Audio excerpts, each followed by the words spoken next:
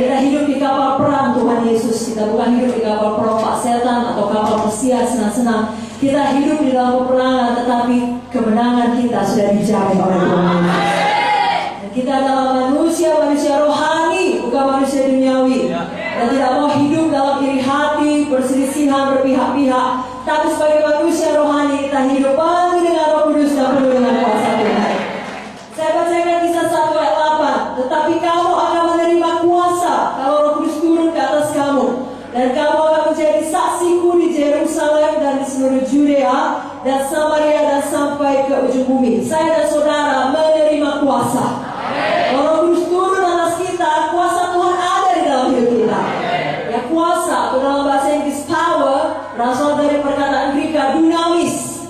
Dari situ diambil perkataan dinamit yang mengadakan ledakan-ledakan. Kalau ada dinamit lalu dipasang diledakkan, itu akan menghancurkan bahkan gunung batu yang besar yang tadinya tidak bisa dibuat jalan. Karena diledakkan dengan dinamit, bisa dibuat terowongan, bisa ditembus, ada jalan. Dihancurkannya apa yang tadinya tidak bisa dihancurkan dengan tenaga manusia biasa. Demikian kalau kuasa supranatural Roh Kudus ada dalam saudara. Dia akan menghancurkan semua kuasa dosa di dalam hidup kita. Ya, kesedihan di dalam hati kita, kekhawatiran di dalam hati kita, bahkan juga penyakit, kankerkah, tumorkah, kuasa Roh Kudus ada lebih besar dari semua kuasa dalam dunia. Di malam hari ini pastikan kita betul-betul penuh dengan kuasa Roh Kudus. Bukan sekedar kita bisa berbahasa roh, tetapi hidup kita penuh dengan kuasa. Saya percaya gereja Tuhan di Riau, khususnya gereja Tuhan di seluruh Pekanbaru ini adalah gereja yang berkuasa. Dan juga gereja yang penuh dengan tanda ajaib dan mujizat. Saudaraku, gereja Tuhan pertama, sidang pertama lahir dari kuasa Tuhan. Dan sidang pertama bukanlah gereja yang lemah. Sidang pertama bukan lahir dari kelancaran atau kemahiran berkhotbah dari murid-murid Tuhan, tidak.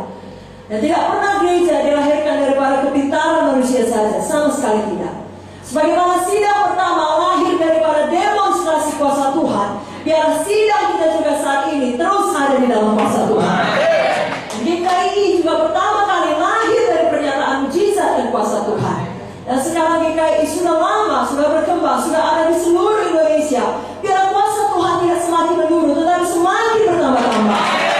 Semakin dinyatakan dalam hidup kita, pribadi lepas pribadi, juga tiap kali kita berkumpul beribadah seperti saat ini. Apalagi dalam ibadah kebaktian minggu, ibadah KKS. Biar mujizat Tuhan limpah ada di setiap kali kita berkumpul. Saudaraku, jangan sampai kalau dulu pada waktu di awal-awal saudara mengikut Tuhan dan saudara dipenuhi dengan Roh Kudus, saudara hidup dengan kuasa. Yang katakanlah saudara bahkan divonis dengan satu penyakit dan diharuskan operasi oleh dokter. Tapi begitulah firman menguasai saudara yang diremakan oleh Roh Kudus menjadi imam bagi saudara. Dan saudara berkata, saya bisa sembuh, dan betul-betul saudara sembuh, bahkan tanpa operasi. Kuasa Tuhan jadi, mujizat Tuhan jadi. Lalu sekarang setelah puluhan tahun mengikut Tuhan, jangan sampai itu turun saudaraku. Jadi saudara, karena saudara merasa diri saudara sakit, saudara pergi memeriksakan diri saudara ke dokter atau ke rumah sakit, kepada medis. Dokter mengatakan tidak ada apa-apa, tapi saudara yang khawatir. Saudara yang terus merasa harus periksa ulang, coba lagi ke sana, sampai 5 kali periksa ulang. Saudara, medis pun mengatakan tidak apa-apa, justru kita yang khawatir. Itu rumah hidup dengan kuasa Tuhan. Kita tidak mau demikian, kita mau justru kuasa Tuhan semakin bertambah-tambah. Karena pada akhir zaman ini Tuhan perlu gerejanya untuk hidup berkuasa, untuk menyatakan dia hidup dan tidak berubah. Saya berdoa kiranya semakin banyak mujizat Tuhan dinyatakan dalam sidang Tuhan di Pekanbaru ini, yang mencenangkan kota Pekanbaru, sehingga mereka mengenal betul-betul ada Tuhan Yesus yang hidup di dalam sidang ini. Dan kalau ada persoalan mereka, mereka tahu harus datang kepada sidang Tuhan ini. Saya bacakan kisah 3, kisah mengenai Petrus menyembuhkan orang lumpuh, kisah 3 ayat 1-10. Pada suatu hari menjelang waktu sembahyang, yaitu pukul 3 petang, naiklah Petrus dan Yohanes ke bait Allah. Di situ ada seorang laki-laki yang lumpuh sejak lahirnya, sehingga ia harus diusur. Tiap-tiap hari orang itu diletakkan dekat pintu gerbang bait Allah yang bernama Gerbang Indah, untuk meminta sedekah kepada orang yang masuk ke dalam bait Allah. Ketika orang itu melihat bahwa Petrus dan Yohanes hendak masuk ke bait Allah, dia meminta sedekah. Mereka menatap dia dan Petrus berkata, lihatlah kepada kami. Lalu orang itu menatap mereka dengan harapan akan mendapat sesuatu dari mereka. Tetapi Petrus berkata, emas dan perak tidak ada padaku, tetapi apa yang kupunyai kuberikan kepadamu. Demi nama Yesus Kristus orang Nazaret itu, berjalanlah. Lalu ia memegang tangan kanan orang itu dan membantu dia berdiri. Seketika itu juga kuatlah kaki dan mata kaki orang itu. Ia melonjak berdiri, lalu berjalan kian kemari dan mengikuti mereka ke dalam bait Allah, berjalan dan melompat-lompat serta memuji Allah. Seluruh rakyat itu melihat dia berjalan sambil memuji Allah. Lalu mereka mengenal dia sebagai orang yang biasanya duduk meminta sedekah di gerbang indah bait Allah, sehingga mereka takjub dan tercengang tentang apa yang telah terjadi padanya. Yesus Kristus tidak berubah. Kalau dia bisa bekerja melalui Petrus, dia bisa bekerja melalui saudara. Saudara, Kristus Tuhan yang berkuasa yang membawa mujizat di seluruh penjuru kota ini. Saudara yang dipakai Tuhan untuk itu, miliki iman untuk itu. Lihat saudara bergerak seperti itu. Lihat kakak saudara penuh mujizat. Lihat setiap kebaktian ibu penuh mujizat Tuhan. Saudaraku, Petrus adalah contoh utama daripada murid-murid Tuhan yang begitu dipenuhkan dengan Roh Kudus. Dia berjalan dalam kuasa dan tanda ajaib dan mujizat. Maka pertama kali Petrus berkhotbah di depan umum setelah dia dipenuhkan oleh Roh Kudus di hari Pentakosta, begitulah pengurapan kuasa Tuhan ada padanya, sangat luar biasa, sehingga saat itu juga 3.000 orang diselamatkan. Nah, dibaptiskan. Kisah 2 ayat 41 berkata, orang-orang yang menerima perkataannya itu memberi diri dibaptis, dan pada hari itu jumlah mereka bertambah kira-kira 3.000 jiwa. Jika saudara bermimpi dalam satu hari bertambah 3.000 jiwa, wah, kurang kuat tepuk tangannya. Mesti dikandung dulu dengan iman. Mesti dikandung dulu dengan iman, divisikan lebih dahulu. Lalu itu bisa jadi saudara. Sehingga ketika itu jadi, saudara adalah bagian dari yang berkata, inilah doa saya selama 5 tahun ini. Inilah hasil air mata saya 10 tahun ini. Saudara bukan menjadi bagian yang tercengang-cengang, bisa ya? Tidak. Saudara adalah bagian yang sudah membayar harga, sudah beriman untuk itu. Amin. Dan Petrus di kali berikutnya dia berkhotbah, 5.000 orang laki-laki bertobat. Belum terhitung perempuan dan anak-anak. Kisah 4 ayat 4. Tetapi di antara orang yang mendengar ajaran itu banyak yang menjadi percaya, sehingga jumlah mereka menjadi kira-kira 5.000 orang laki-laki. Tahu saudara, semua hal ini terjadi sekali lagi bukan karena kepintaran Petrus, bukan karena kepandaiannya berkata-kata dan berkhotbah, tidak. Hal yang luar biasa seperti ini tidak bisa dicapai hanya dengan khotbah. Tetapi Petrus menangkap kunci daripada penginjilan yang efektif, yang sama dengan kunci pelayanan Yesus, yakni penginjilan dengan kuasa Roh Kudus, penginjilan dengan tanda ajaib. Dan semua dari sini, khususnya PKS juga menangkap kunci tersebut. Saudara benar Roh Kudus melakukan penginjilan dengan kuasa dan tanda ajaib. Saya percaya Petrus selama ini sudah beberapa kali melihat orang yang lumpuh di pintu bait tembok tersebut meminta sedekah. Tapi sebelum dia berdoa Roh Kudus, setiap kali dia melihat orang itu, dia tidak melakukan apa-apa. Orang yang lumpuh, orang yang miskin adalah gambaran jiwa-jiwa di dunia sekarang ini yang juga lumpuh rohaninya, hancur hatinya, ditimpa dosa, ditimpa pintu dosa. Dan banyak di antara mereka ada di luar pintu gereja, sama seperti orang yang lumpuh ini. Tapi setelah Petrus berdoa Roh Kudus, dia melakukan hal yang berbeda. Kali ini, pada waktu dia melihat orang lumpuh tersebut, dia tidak diam saja atau dia berikan uang receh sedekah sebagaimana yang diharapkan oleh orang lumpuh tersebut. Tidak. Kali ini Petrus telah punya kuncinya. Dia punya Roh Kudus, dia punya kuasa. Amen. Maka dia datang kepada orang lumpuh tersebut. Orang lumpuh itu memandang Petrus dan berharap dapat sedekah. Tapi apa katanya? Emas perak tidak kupunyai. Apa yang kupunyai kuberikan kepadamu. Dalam nama Yesus, bangkitnya berjalan. Lalu dengan pimpinan Roh Kudus dia pegang orang itu, dia bantu berdiri. Seketika itu juga kuasa Tuhan mengalir. Kuasa Tuhan selalu mengalir kalau ada anak-anak Tuhan yang berani bertindak dengan iman. Kalau saudara bergerak, baru kuasa Tuhan mengalir. Kalau saudara duduk diam di rumah, tidak menginjil, tidak ada kesempatan kuasa Tuhan mengalir. Kalau saudara tidak berani mengambil resiko dan bertindak dengan iman, mendoakan orang sakit, tidak ada kuasa Tuhan mengalir.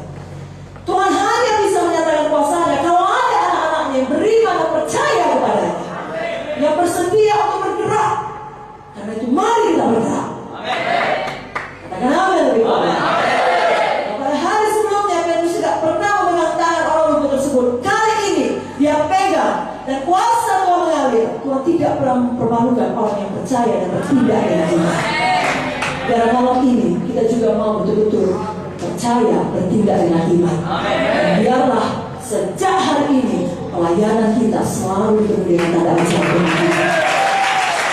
Katakan amin. Karena memang itulah bagian kita. Saya ingatkan Markus 16 ayat 17-18, tanda-tanda ini menyertai orang-orang percaya. Mereka akan mengusir setan-setan demi namaku. Siapa di sini berani mengusir setan dalam nama Yesus? Mereka akan bicara dalam bahasa-bahasa yang baru bagi mereka. Siapa di sini bicara dalam bahasa roh? Mereka akan memegang ular, sekalipun mereka minum racun maut, mereka tidak akan mendapat celaka. Siapa di sini percaya kemana pun dia pergi dari Yesus sendiri? Mereka akan meletakkan tangannya atas orang sakit dan orang tua sembuh. Siapa di sini berani berdoa dengan orang sakit? Katakan amin. Jadilah itu di dalam nama Yesus. Haleluya.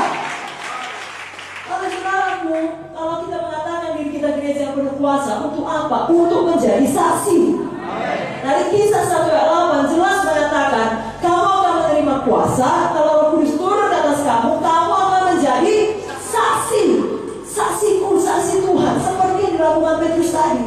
Semua mujizat dilakukannya, tujuannya apa? Untuk menjadi saksi bagi Tuhan Yesus. Menjadi saksi Tuhan adalah bagian utama daripada pekerjaan Roh Kudus memberikan kuasa kepada kita. Menjadi saksi Tuhan artinya kita membawa jiwa-jiwa pada Tuhan Yesus. Tahukah saudara, kata saksi dalam bahasa asli Grekanya adalah martur. Dari sini diambil perkataan martir, yakni seorang yang berani memberikan nyawanya untuk mempertahankan kesaksiannya akan Yesus. Dan sudah banyak orang sepanjang zaman menjadi martir bagi Kristus. Bahkan di negara-negara di mana Injil dilarang, ada banyak kisah martir. Saya pernah dengar salah satu ceritanya di mana seorang bapak diancam dan tentara yang ada pada saat itu yang tidak percaya pada Yesus dan berkata, kami akan membunuh kau dan seluruh keluargamu. Kalau kalian tetap percaya pada Yesus, tapi kalau kau menyangkal Yesus, maka kalian bisa hidup. Terpikir olehnya untuk menyangkal Yesus demi menyelamatkan nyawa istrinya dan anak-anaknya, sangat dikasihi. Tapi istrinya memegang tangannya, meneguhkan dia dan berkata, kita akan bersama-sama di surga hari ini. Lalu mereka tidak mau menyangkal Yesus. Pada hari itu sama-sama mereka semuanya martir bagi Yesus. Kenapa hal seperti ini bisa terjadi? Karena mereka tidak mampu menahan kesaksian mereka. Ada Roh Kudus di dalam yang membuat mereka tidak mau menyangkal Tuhan Yesus. Wahyu 12 ayat 11 berkata, mereka mengalahkan dia oleh darah anak domba, oleh darah Yesus, dan oleh perkataan kesaksian mereka. Sambungannya berkata, karena mereka tidak mengasihi nyawa mereka sampai ke dalam maut. Banyak hal-hal Tuhan di Alkitab sudah demikian. Salah satunya adalah Daniel. Daniel juga tidak mampu menahan kesaksiannya. Daniel tetap setia berdoa, apapun ancamannya, nyawa pun resikonya. Dia lebih rela berhadapan dengan singa-singa yang kelaparan daripada dia tinggal daripada persekutuan dengan Tuhan. Kenapa? Karena dia dipenuhkan dengan roh yang luar biasa. Apakah itu Roh Kudus? Katakan amin. Saudara juga demikian. Daniel 6 ayat 4, Daniel melebihi para pejabat tinggi dan para wakil raja itu karena ia mempunyai roh yang luar biasa. Penginjil-penginjil yang penuh dengan Roh Kudus selalu memiliki kerinduan menjadi saksi Tuhan. Satu nama yang terkenal, George Whitefield mengatakan, Tuhan berikan padaku jiwa-jiwa atau ambillah jiwaku. Karena dia mau kalau dia hidup di dunia ini adalah untuk menyelamatkan jiwa-jiwa. Jenderal William Booth, salah satu pendiri Bala Keselamatan, mengatakan, Tuhan, aku sudah sangat letih, tetapi aku mesti jalan terus karena rasanya seperti ada api di dalam jiwaku ini. Tuhan, apalagi yang dapat kukatakan? Berikan aku jiwa, berikan aku jiwa, berikan aku jiwa. Kalau R. Atori mengatakan, aku lebih suka memenangkan jiwa-jiwa daripada menjadi raja dunia atau jenderal yang tertinggi atau pujangga yang terbesar. Hanya satu tujuan hidupku, yakni memenangkan jiwa sebanyak-banyaknya. Selalu ini doa dari orang-orang yang penuh Roh Kudus, penuh kuasa untuk menjadi saksi. Mungkin saudara tahu yang berikut ini, Rehab Bongki. Berapa banyak pernah dengar kata nama Rehab Bongki? Saudara tahu doa Rehab Bongki, berikan aku 1 juta jiwa daripada 1 juta dolar. Inilah sikap hati mereka yang dalam malam ini juga menjadi sikap hati kita. Kita rindu penuh Roh Kudus, penuh kuasa untuk menjadi saksi Tuhan. Dengan jujur kita cek diri kita, adakah doa kita kebanyakan untuk diri kita sendiri, atau doa kita banyak untuk keselamatan jiwa-jiwa? Masih banyak sekali jiwa-jiwa di seluruh Indonesia yang belum mengenal Yesus sebagai juru selamat. Masih banyak. Saya dan saudara yang dipanggil Tuhan untuk menyelamatkan mereka. Pekerjaan saya akan mencuri, membunuh, membinasakan. Saya akan membenci semua manusia. Dan kalau bisa sebanyak-banyaknya dibawa kepada neraka. Siapa yang menyelamatkan mereka dari maut? Saya dan saudara telah dipanggil Tuhan. Saya dan saudara telah diutus Tuhan. Saya dan saudara telah diberkati Tuhan yang kuasa itu. Jangan sampai kita terlalu sibuk menjalani hidup kita, mengejar ambisi kita, mengejar karir kita. Itu bukan satu hal yang buruk. Tapi kalau tidak seimbang, kalau itu sampai menguasai kita, itu yang menjadi prioritas, itu tidak baik, saudara. Betul kita harus melakukan pekerjaan kita, betul kita harus memenuhi nafkah kita, tapi jangan sampai kita lupa menjadi saksi Tuhan. Kalau saudara sudah semakin diberkati, jangan itu membuat saudara sombong, ya, apatis, suam-suam kuku, apalagi meninggalkan Tuhan. Atau sebaliknya menjadi serakah, tidak pernah cukup, mau lagi. Dan kita tidak sadar kita masuk dalam perangkap setan, tidak lagi menjadi saksi Tuhan. Justru berkat Tuhan dicurahkan atas kita, supaya kita diperlengkapi untuk menjadi saksi Tuhan yang lebih dahsyat lagi. Mari angkat tangan saudara dengan saya mau menjadi saksi Tuhan. Setiap hari dalam hidup saya, di tengah keluarga saya, di tempat saya bekerja, saat saya berbisnis, dimanapun Tuhan meletakkan saya mendahulukan kerajaan sorga. Saya rindu jiwa-jiwa selamat. Saya penuh Roh Kudus. Saya penuh kuasa. Penginjilan saya penuh kuasa. Pelayanan saya penuh kuasa. Api Roh Kudus dalam saya terus saya nyalakan. Di dalam nama Yesus.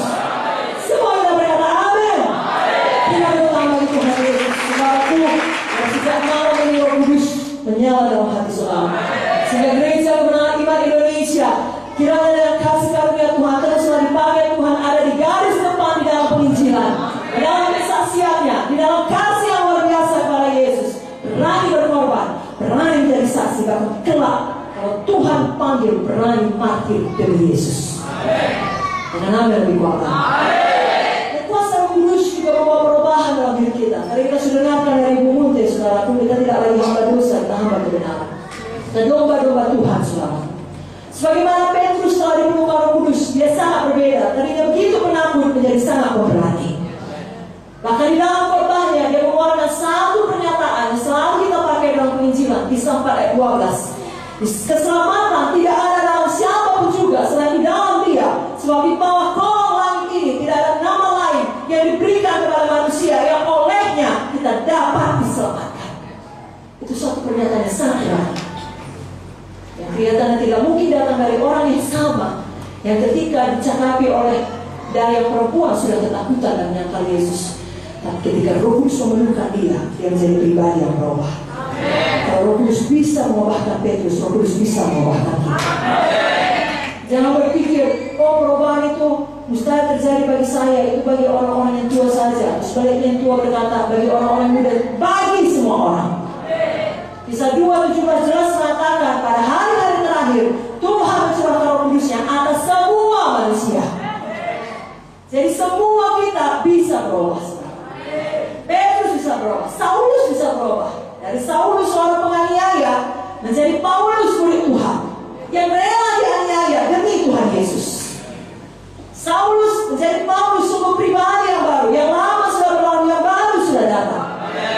Bahkan begitu banyak kitab dari perjanjian baru itu ditulis oleh Paulus. Kalau Saulus dapat diobatkan dengan luar biasa, saudara semuanya kita di sini tidak dapat diobatkan dengan luar biasa. Nah, pada malam ini dengan jujur saudara mengakui masih ada kebiasaan buruk yang mengikat saudara, di mana saudara sendiri pun tidak menyukainya. Saudara sudah berusaha untuk bebas tapi tidak bebas, tidak terima tipu daya setan. Saudara bisa betul bebas. 2 Korintus 3:17 mengatakan, di mana ada Roh Tuhan, di situ ada kemerdekaan. Kalau ada anggota kelompok saudara masih terikat narkoba dan kelihatannya tidak bisa bebas, itu tipu daya setan. Di mana ada Roh Tuhan, di situ ada kemerdekaan. Pastikanlah Roh Kudus betul-betul memenuhi saudara. Dalam Roma 8 ayat ayat 13 berkata, oleh Roh kamu mematikan perbuatan-perbuatan tubuh. Roh Kudus memampukan kita untuk hidup baru, untuk menolak dosa. Mari katakan lagi, saya penuh Roh Kudus. Saya menang atas kehendak daging saya. Saya tolak dosa. Hidup saya berubah. Saya bertumbuh menjadi seperti Yesus. Di dalam nama Yesus. Semua katakan amin. Berikan tepuk tangan bagi Yesus. Dan Roh Kudus juga menghidupkan tubuh kita yang fana. Ini berita baik bagi kita semua, apalagi bagi kita yang sudah lanjut usia, saudaraku. Roh Kudus menghidupkan tubuh kita yang fana. Roma 8 ayat 11 berkata, jika Roh Dia yang telah membangkitkan Yesus dari antara orang mati diam di dalam kamu, maka Ia telah membangkitkan Kristus Yesus dari antara orang mati, akan menghidupkan juga tubuhmu yang fana itu oleh Roh-Nya yang diam di dalam kamu. Saudara yang mungkin sudah lama puasa untuk KKR, sepanjang hari KKR capek, siap KKR juga capek, membereskan peralatan dan lain sebagainya. Dan hari ini saudara akan ibadah lagi, mungkin nanti sampai tengah malam kita berdoa. Tubuh saudara saya capek, mau pengsan, ngantuk. Tapi kalau ada Roh Kudus, dia hidupkan tubuh saudara. Saudara mampu untuk tetap kuat dan segar dan sehat. Karena saudaraku, dikatakan Roh Kudus yang sama membangkitkan Yesus dari kematian. Yesus sudah berapa hari dalam kubur? Sudah berhari-hari saudara. Sudah dimulai mungkin proses pembusukan tubuh manusia. Tapi Roh Kudus bisa menghidupkan tubuh Yesus yang sudah berhari-hari dalam kubur. Roh yang sama, yang tidak pernah hilang kuasanya, membangkitkan juga organ tubuh kita dari ujung kepala sampai juta. Kalau yang nampak dari luar juga tidak nampak, ini dalam ini.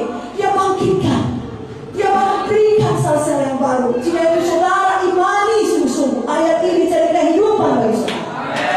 Saudara sudah saksikan dengan mata kepala saudara sendiri tanggal 20 pada KKR kita yang lalu, begitu banyak jiwa-jiwa yang sembuh, begitu banyak mereka bersaksi di depan. Itu tidak hanya perlu terjadi di KKR bagi jiwa baru, itu bisa terjadi bagi kita semua tiap-tiap hari. Haleluya. Semuanya sehat, kuat, panjang umur, menjadi satu. Haleluya. Saya mungkinkan Anda sehat, kuat, panjang umur untuk Yesus. Siapa yang sehat, kuat, panjang umur bagi Yesus? Amin. Amin. Ini yang terakhir saudara. Roh Kudus adalah penghibur, penolong bagi kita. Tidakkah itu luar biasa? Senang kali kalau saudara punya teman baik di dunia ini. Kalau saudara punya 3 teman sejati selama hidup saudara, saudara orang yang sangat kaya. Karena sulit mencari teman sejati. Tapi tahu saudara, kalau tidak ada teman sejati saudara, ada satu teman sejati yang betul-betul sejati, namanya Roh Kudus. Kalau saudara meneteskan air mata karena rasa sedih ataupun kesepian, biasanya saudara dan sebagai pemimpin, makin tinggi posisi kepemimpinan saudara, makin sepi hidup saudara. Karena tidak lagi mudah bagi saudara menceritakan masalah saudara. Apakah ada saudara di sini PKS dengan mudahnya menceritakan pada anggota kelompok sel, saya sedang sakit? Jadi susah ya?